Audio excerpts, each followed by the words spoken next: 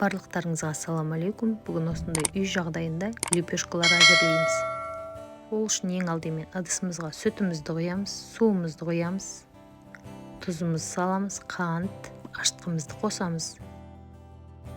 Барлығын жақсылап араластырып, електен өткізілген ұнымызды салып, жұп-жұмсақ қамыр илейміз.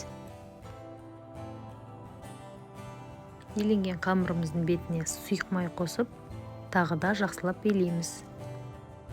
Бетін жауып, жылы жерге көтерілуге қалдырамыз.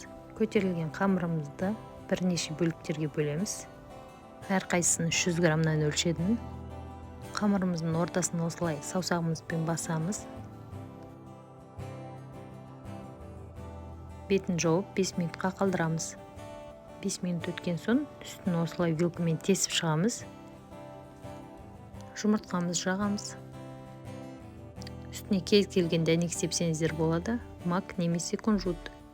180 градуста 35 минут пісіреміз. Лепешкаларымыз дайын болды. Өте жұмсақ. Міндетті түрде жасап көріңіздер. Барлықтарыңызға ас болсын. Менің каналыма тіркеліп, лайк басуды ұмытпаңыздар.